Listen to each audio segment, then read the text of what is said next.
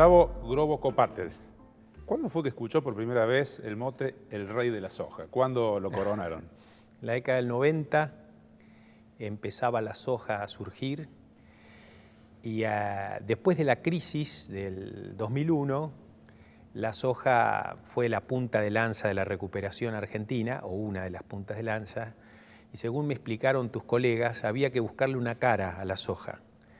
Y me encontraron a mí de casualidad y decidieron ponerme rey de la soja. Así Bueno, que, tanta casualidad, no sé si habrá sido, ¿no? Algo pasaba con sí, tu iniciación en el lo que mundo de la pasa soja. es que yo soy parte de un colectivo muy grande, ¿no es cierto? Que es más de 100.000 productores y otros que trabajan en la cadena de valor, y no soy menos del 1% del total de ese colectivo. O sea que fue una casualidad. Pero algo tuvo que ver el rol de la aparición de la siembra directa, los transgénicos y demás, ¿no? ¿Cómo lo Sí, manejaste? ese colectivo desarrolló numerosas innovaciones tecnológicas, como la siembra directa, que fue liderada por otra gente, no por mí. Yo fui parte de ese grupo, pero de ninguna manera lo lideré. Y otras innovaciones tecnológicas y algunas importantes innovaciones organizacionales, en la forma de cómo organizar la cadena de valor, la aparición del concepto de redes, la aparición de otros conceptos como calidad, etcétera, que hacen que el agro argentino, yo siempre digo, se hablan ahora de los unicornios, ¿no? Como que hay otro unicornio que no se menciona, que es el ecosistema agroindustrial argentino, ¿no? Que es sumamente competitivo y grande, digamos, cuando uno consolida las participaciones de todos. Ha tenido otro correlato esto, ¿no? Digamos, la manera en que la soja ayudó a la recuperación económica, también lo que se le achaca a la soja, ¿no? Particularmente en los últimos años, problemas ambientales y demás, por la cantidad de campo que ocupó la soja. ¿Cómo se lo vive desde el lado del productor sojero y a esa escala a esto, ¿no? En general, los productores estamos convencidos que lo que hacemos está bien. Es decir, que hacer agricultura con siembra directa es un cambio radical en la historia de la agricultura. Por primera vez podemos decir que los suelos se mejoran con el uso. Antes gestionábamos el deterioro, ahora gestionamos la mejora de los suelos. Es un cambio radical. Entonces, eso nos pone muy bien. Esto no quiere decir que no haya un montón de desafíos. Evidentemente todo el tema de la deforestación, el tema de la agricultura, digamos, con calidad, con buenas prácticas, el tema de que hay que revisar permanentemente el impacto de determinados productos. Bueno, es como en todos los sectores de la vida cotidiana. También hay que revisarlo en la medicina, también hay que revisarlo en la forma de vida, ¿no? O sea, vamos resolviendo problemas y a veces los solucionamos y a veces creamos otros nuevos, ¿no? Y eso es la evolución permanente que tenemos que tener. ¿Y usted cree que algunos de estos problemas ambientales, como por ejemplo lo que se achaca al desmonte, ¿no? Como causante de algunos de estos problemas, son reversibles, tienen que ver con la soja en sí? Bueno, algunos problemas tienen que ver con el desmonte, otros no, ¿no? O sea, por ahí tendemos a simplificar. Evidentemente el desmonte irracional, el desmonte que no, digamos, respeta el ordenamiento territorial, tiene impactos.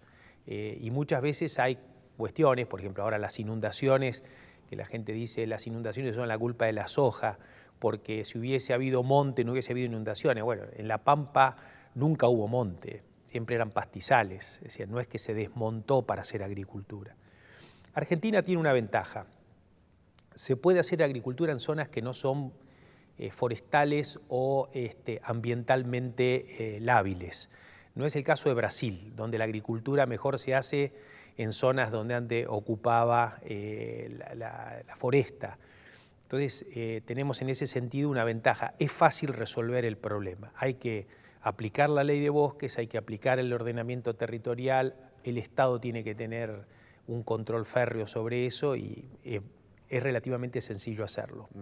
¿Y el hombre productor está interesado en la aplicación de la ley de bosques, en la defensa del bosque? Porque ha pasado concretamente que hay bosque que ha desaparecido, ¿no? El hombre en general de campo tiene un vínculo con la tierra, digamos, es conservacionista por interés, no por ideología.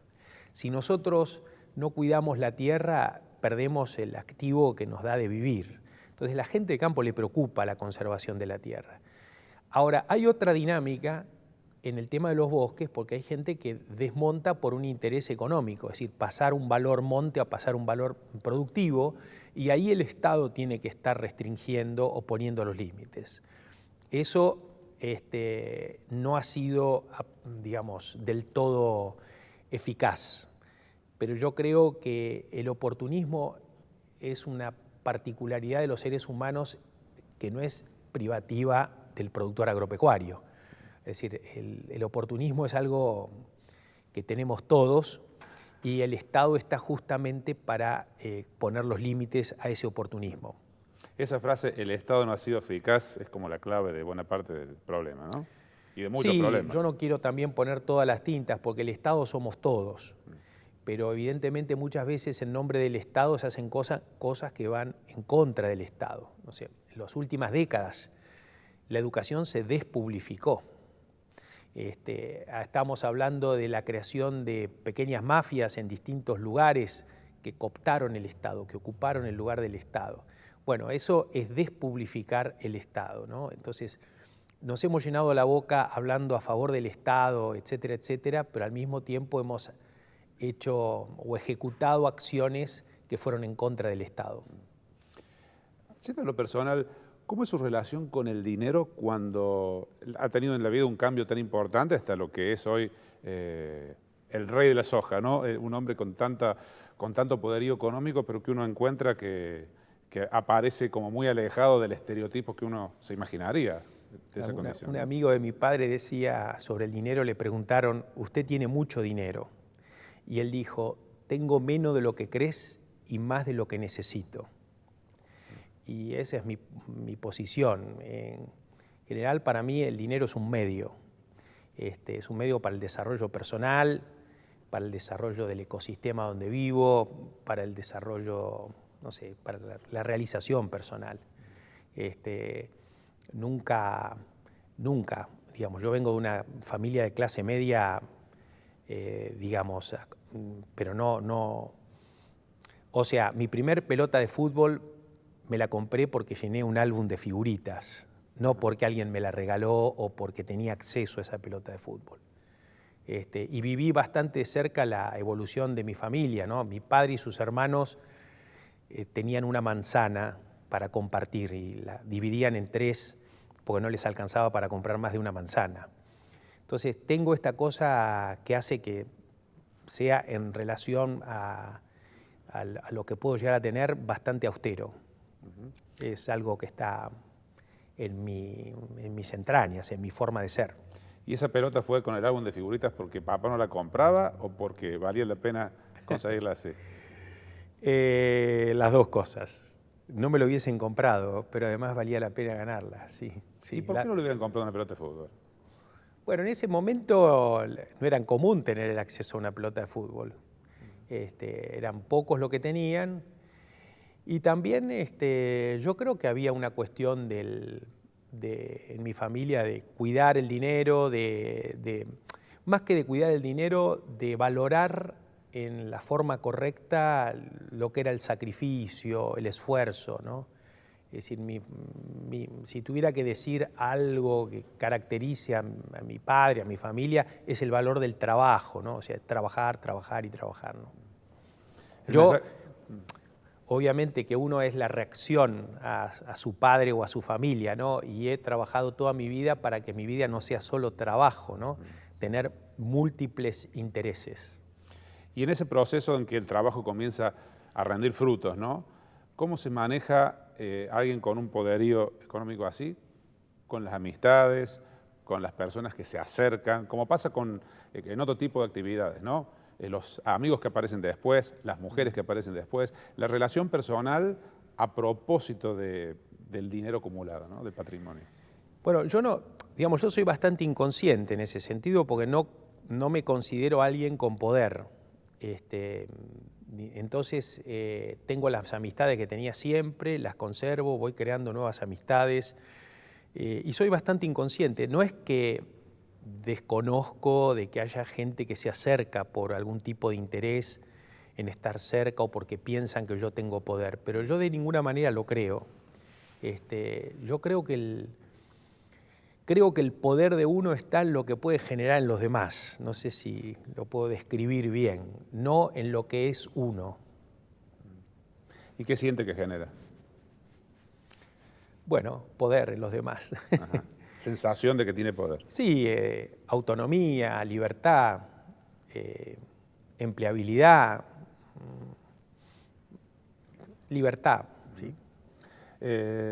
¿Cómo es habitualmente un día con tantos frentes de actividad abiertos de Gustavo? Son muy distintos todos, pero en general yo tengo hoy una actividad en mi empresa que tiene que ver más con lo estratégico, con lo institucional. Entonces me dedico mucho a estar en contacto con distinta gente por distintos motivos. Algunas tienen que ver con el negocio, donde se exploran oportunidades de negocios o se resuelven problemas. Estoy cerca de los clientes, de los proveedores, de la gente que trabaja conmigo, de los inversores, de los accionistas, pero siempre con una rutina, digamos, sin una rutina. O sea, a veces estoy en mi oficina, a veces salgo al interior, al campo, a veces viajo al exterior. No tengo una rutina. ¿Y con el poder cómo ha sido esa relación? Con los gobiernos, ¿no? Particularmente en estos últimos años que También tengo una relación muy libre, digamos, y muy, digamos, o sea, no estoy frente a alguien y no tengo los rituales de los vínculos con el poder, porque no lo creo. Y las relaciones siempre han sido buenas en el sentido de respeto, pero siento que no he influido, o sea, que no he tenido digamos, decir, hay algo que ocurrió por un interés propio mío o por una influencia, etcétera, etcétera. No me ocurrió nunca eso, o por lo menos yo no me di cuenta. Usted ha tenido una actitud como de, digamos, apoyo con Néstor Kirchner, con Cristina Kirchner, incluso con el actual gobierno. No ha habido o no se nota que haya una desavenencia en particular. ¿Cómo ha sido eso? Yo creo que los empresarios tenemos que apoyar a los gobiernos que son electos democráticamente, digamos, porque es la decisión de la sociedad y hay que apoyarlos. Apoyarlos en el sentido de abrir puertas, tener diálogo. Con el gobierno de Néstor y de Cristina no tuve mala relación, o sea, siempre fue una relación de respeto, pero estaba muy claro lo que yo pensaba en ese momento. Yo me opuse a determinadas medidas desde el 2003, no es que me opuse en el 2008, digamos, y eso fueron públicas, artículos en los diarios en contra de la política económica, tratando de mostrar de que había una oportunidad en el mundo que había que aprovechar y que la estábamos rifando, la estábamos quemando, ¿no? Sí, y obviamente después la situación a partir del conflicto con el campo se puso más ríspida y más compleja, y a pesar de que, bueno, yo siempre hice un esfuerzo por tener canales de diálogo abierto, realmente la situación fue muy complicada para todos. ¿Cómo vivió el conflicto por la 125? ¿Dónde lo tomó ubicado? Me tomó ubicado, estaba en Machu Picchu, digamos. Cuando estalló la guerra. Estaba cerca del cielo.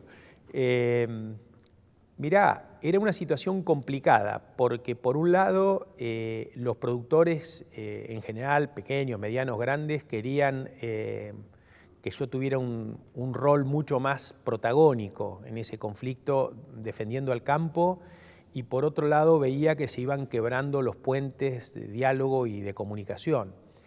Y yo pensaba que manteniendo esos puentes de diálogo y comunicación uno podría tener algún tipo de esperanza o de expectativa.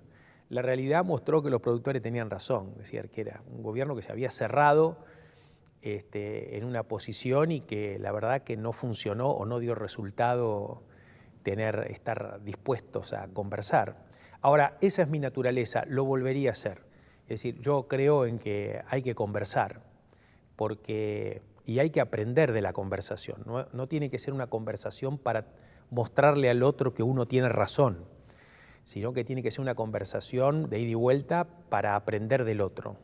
¿Y en ese conflicto lo llamaba gente del gobierno directamente a usted? No, del gobierno yo ahí corté la relación y la volví a tener, digamos, en los últimos años del gobierno de Cristina, básicamente cuando los empresarios empezamos a querer tener algún tipo de conversación con gente del gobierno, ministro de Economía o de Industria, para que reviertan algunas ideas erradas y que estaban creando realmente perjuicios importantes. Recién ¿no? al final del gobierno de Cristina, fueron muchos años Fueron sin muchos diálogo. años, sí. El diálogo se cortó por lo menos 5 o 6 años.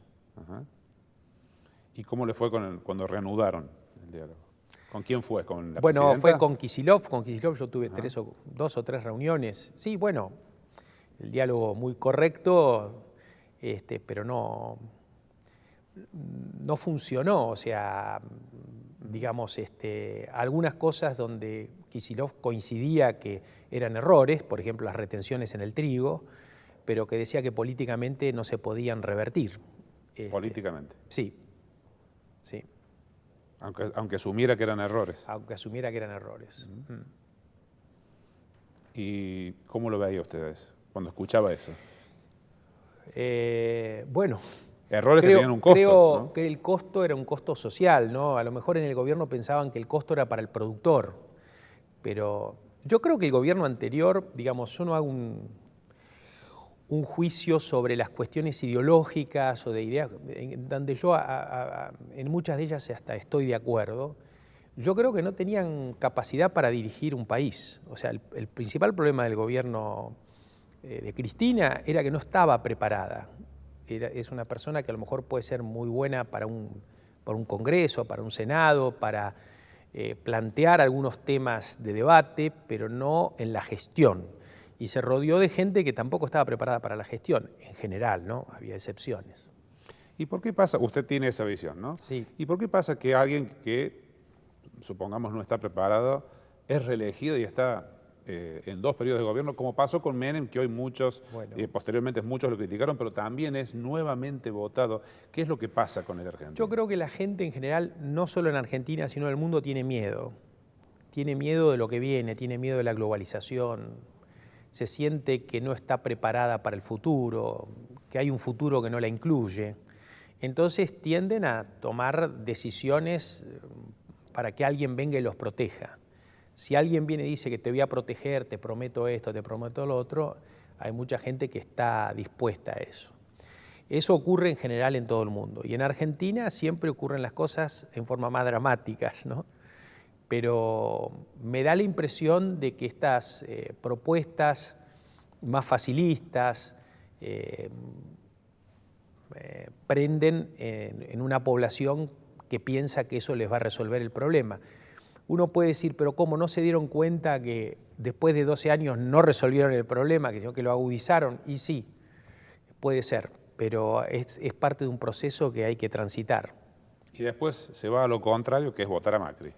Por supuesto, siempre, digamos, la sociedad va cambiando de humor y va cambiando, no sé, de Alfonsín a Menem, donde se privatizó todo, fue el proceso privatizador más dramático de la historia del capitalismo. Pasamos a un proceso de estatización, donde el Estado pasó de ser el 25% de la economía al 40, 45% de la economía. O sea, pasamos de una década a otra a un achicamiento del Estado, a un agrandamiento del Estado sin anestesia. Eso nos mata. Y ahora al gradualismo. Y ahora el gradualismo, que es una forma, es un experimento que se está haciendo para tratar de que todos los cambios que hay que hacer o todas las transformaciones que hay que hacer no la paguen solamente los trabajadores y que la paguen, entre otros, los empresarios. Hoy los empresarios estamos pagando gran parte de la cuenta de las transformaciones que hay que hacer. Y digo esto porque Argentina arregló los problemas que tenía con shocks en otras etapas. Y en general el peronismo fue el que hizo los shocks. Esos shocks crearon más pobreza drásticamente y después obviamente hubo un repunte, ¿no? Y ahí está las dos posiciones que hay. Tenemos que hacer el shock para que haya una reactivación más rápida. dejando mucha gente afuera, o tenemos que ir por el gradualismo donde las variables se vayan acomodando poco a poco. Y bueno, yo particularmente creo que vale la pena explorar con el gradualismo.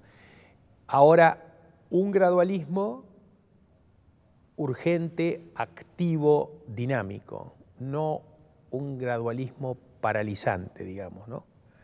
¿Y ese es el que hay ahora? Yo creo, no es paralizante, pero creo que hay que ir más rápido.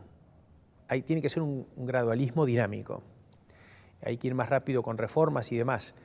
Obviamente que esto no depende exclusivamente del gobierno, ¿no? Pero yo creo que tienen que haber coaliciones amplias para acordar de que tenemos que ir por el gradualismo, pero urgente, ¿no? Por ejemplo, los temas que están hoy sobre la mesa, ¿no? De reforma política, de reforma fiscal, el tema educativo. El tema educativo es clave. Nos vamos a encontrar dentro de 10 años que no vamos a estar preparados para las tareas cotidianas, ¿no?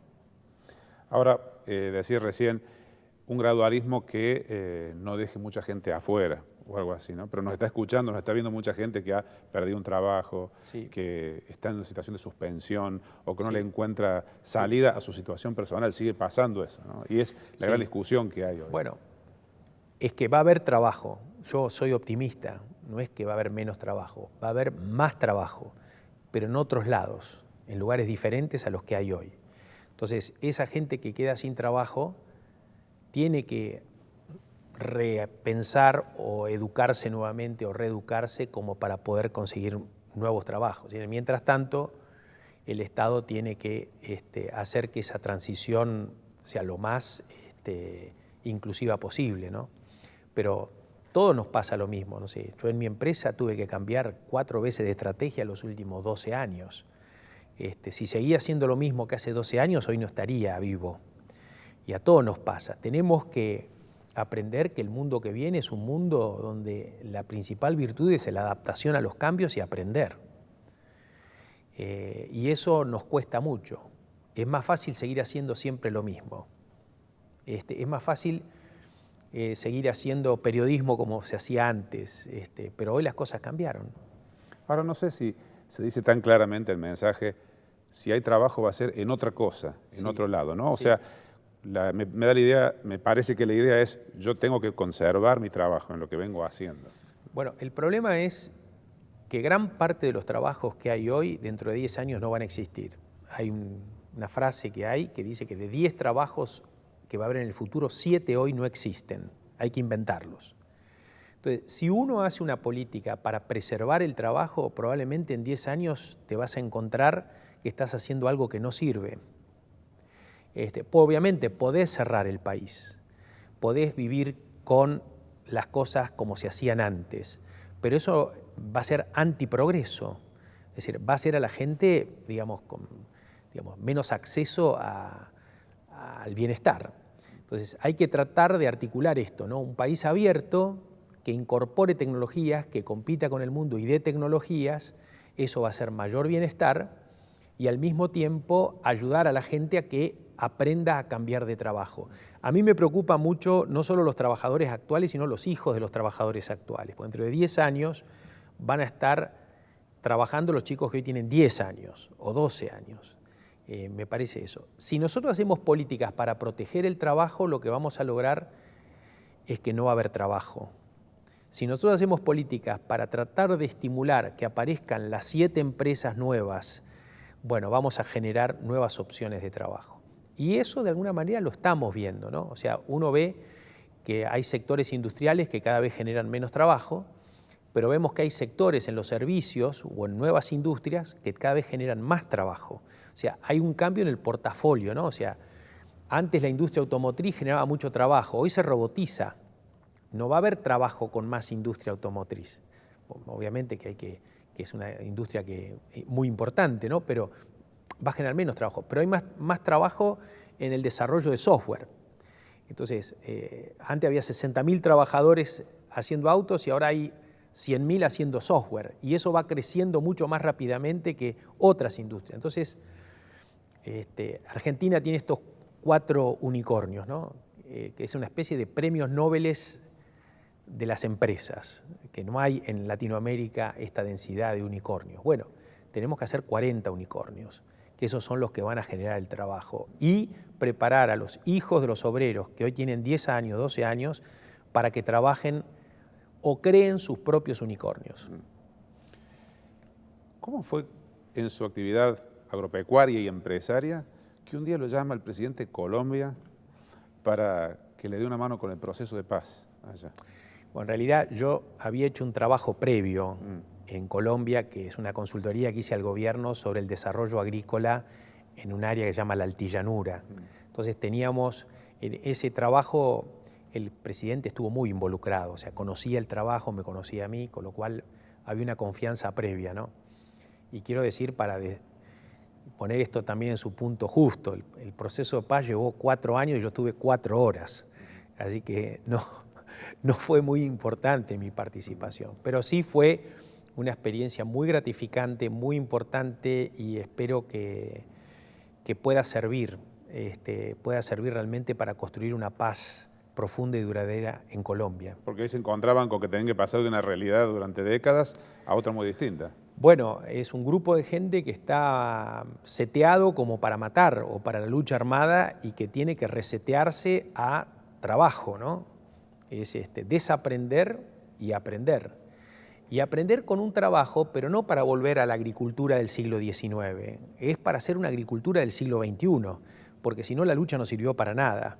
Si la lucha significa que en el siglo XXI tienen que volver a vivir como vivían antes de la lucha, yo creo que es un error estratégico de la sociedad en general, de que ya que hubo tanto dolor, volver a pensar que las cosas tienen que estar como estaban antes. Yo creo que justamente a raíz de lo que venimos hablando, tenemos que diseñar una agricultura para el siglo XXI con las ventajas y los desafíos del siglo XXI. Volviendo a nuestro país, recién hablábamos de la relación con las autoridades del gobierno anterior, con el poder en general, y hubo un episodio particular que es cuando la AFIP que conducía Echegaray menciona a su empresa como en el listado de aquellas empresas que habían fugado de divisas a Suiza, aparentemente, Sí. es lo que decía el gobierno, a través del HFC y demás. Sí. ¿En qué quedó esa situación y cómo vivió ese era momento? falso. O sea, nuestra empresa no tuvo ningún tipo de reclamo de la AFIP, y yo personalmente no tuve ningún tipo de reclamo de la AFIP. Nos incluyeron en una... O sea, había gente que estaba incluida, que tenía, otro que no, qué sé yo, pero en el caso nuestro era absolutamente falso. Nosotros no teníamos cuentas. Era un uso político, yo creo que para desviar la atención sobre otros temas políticos, ¿no? Nada, esa es la verdad. Mientras tanto, fue un momento Mientras complicado. tanto es un momento, sí, desagradable, digamos, desagradable, y que realmente uno a veces se siente tentado a iniciar acciones judiciales y demás, que hubiese sido mi caso, y conversando con amigos, asesores y demás, bueno, lo dejé pasar. Toda esta actividad empresaria, productiva y demás, tiene otro correlato en la vida personal, que es el gusto por la música y por toda una serie de cosas que por allí no son tan ampliamente conocidas, ¿no? ¿Cómo es el Gustavo músico? ¿De dónde sale esa pasión por la lírica, Sí. por el folclore? Mira, yo creo que no hay una persona que es empresario y otra que es músico. Yo creo que todos somos una persona, ¿O ¿no? será un músico que se dedica O sea, a la empresa? un músico que me dedica a la empresa o un empresario que se dedica a la música. Yo creo que esta cosa de disociar el pensamiento más artístico con un pensamiento más o científico o social es un error. Y ahora encuentro a muchos empresarios que me dicen, a mí me hubiese encantado dedicarme a la música y te veo. Entonces, si el aporte mío, además del hecho artístico que obviamente me interesa, es que mucha gente empiece a pensar que puede dedicar parte de su vida al arte y a la música, estaría muy bien. Te diría yo que eso es una de las cosas que me motiva. Por supuesto, vivo la música con mucha intensidad, con mucha responsabilidad, con mucha pasión, estudio, actúo permanentemente 1 o 2 veces por mes en distintos lugares. A veces pienso que soy buen empresario porque tengo ese pensamiento más del lado artístico, porque eso genera creatividad, curiosidad, capacidad de comunicación, y por este motivo pienso que la enseñanza artística tiene que ser obligatoria, no para ser músicos, sino para pensar desde otro punto de vista las cosas. ¿Y es desde chico el amor por la música y la formación secundaria, musical? desde la secundaria, sí. ¿Escuela pública? Escuela, yo soy hijo, nieto y bisnieto de la escuela pública. Ajá. Soy primaria, secundaria y universidad pública, y soy el primer profesional de mi familia. ¿Y ahí en la secundaria apareció alguna profesora o alguien que le hizo picar el bichito de la música? Beatriz Mastrangelo se llama, mi maestra de música de la secundaria, y después tuve esta suerte que da la vida de encontrarme con Lucía Maranca, que es mi maestra de hace más de 30 años, maestra de música, de vida y demás. ¿Y cuáles fueron los faros que fue siguiendo en la música? Bueno, la música, primero obviamente el rock, pero después rápidamente empecé con el folclore y empecé enseguida con la música clásica, y te diría que tengo un gusto bastante amplio sobre la música, pero me gusta la música buena, y en general cuando escucho a alguien que es muy bueno, después me cuesta volver atrás para escuchar a alguien que no es tan bueno, entonces finalmente uno termina siendo como muy específico, ¿no? Y de alguna manera cerrado en los gustos, porque claro, terminás, no sé, después de escuchar a Marta Argerich tocar el piano, te cuesta escuchar a otro tocar el piano. Es así. Claro.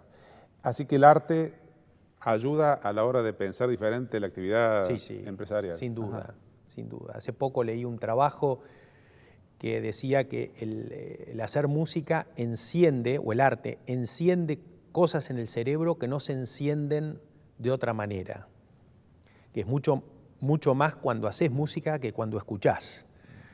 Y yo creo en eso, yo creo que se encienden cosas que no lo haces de otra manera, y después si lo aplicás en otras actividades funcionan bien. Para la toma de decisiones. Sí, claro. Sí, hoy gran parte de las competencias de una persona para desarrollarse en el siglo XXI están vinculadas con cosas que tienen que ver con la educación artística. Vuelvo a decir, la comunicación, es muy importante comunicar, y el arte es comunicar. Pensar fuera de la caja, innovar, crear, curiosidad, está todo vinculado con el arte.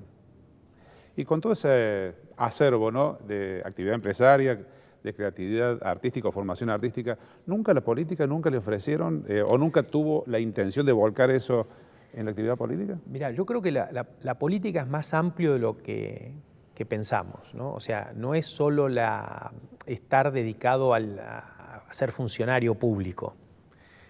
Yo creo que hago política, yo creo que participo en el debate público, interactúo con políticos, con empresarios, con sindicalistas, con gente de las ONG o de la sociedad civil, y junto, ordeno, desordeno, soy parte de esa dinámica donde uno hace política. Además, yo creo que las organizaciones del siglo XXI son más porosas, o sea, se dejan impactar, no hay límites, o sea, la empresa no tiene un límite definido de lo que es y no es empresa. El límite de la empresa es más poroso. Los clientes, los proveedores, la sociedad en su conjunto están impactados por la empresa, y la empresa se deja impactar por la sociedad, por eso la sociedad requiere tanta información de las empresas. Lo mismo pasa con el Estado, un Estado más transparente, que se abre, que es más poroso. Entonces, dentro de ese, digamos, ecosistema poroso, yo creo que la política no es algo privativo del funcionario público o del sector público. Yo creo que se puede hacer políticas públicas desde el sector privado. Y eso es lo que hago yo, es lo que sé hacer yo. No me veo como funcionario público porque la dinámica propia del Estado, con las reglas y con las formas, no van con mi dinámica. Sería muy infeliz. ¿No se lo ofrecieron nunca? Sí, siempre me han ofrecido distintas cosas, pero sí. No sé si un día me ofrecerían ser presidente, por ejemplo. Nunca se me ocurrió, pero ahora se me está ocurriendo. A lo mejor acepto. ¿Ser candidato a presidente? Sí, no, ni siquiera candidato. Es totalmente antidemocrático, lo que decir. Que vengan todos y me digan, quisiera ser presidente, bueno, por ahí puede ser. Un voto clamor. Un voto clamor, sí. Es algo imposible de que suceda. Hay que pasar por el voto necesariamente. Sí. Y los partidos políticos también. Con todo esto, Gustavo, cuando llega el último instante del día y hay que hacer un balance, ¿en quiénes piensa cada noche, Gustavo Groboco-Patel? Yo creo que hay que irse a dormir sin tener nada pendiente. Y eso es algo que es como un secreto, digamos, que tengo, porque una vez me hicieron una pregunta si le tenía miedo a la muerte o a alguna cosa así. Yo pienso que si uno estás por morir y mi último pensamiento sería, hice todo lo que quise, de la forma que quise, no tengo nada pendiente, ni con nadie ni conmigo mismo. Y así me parece, me voy a dormir todos los días de esa manera.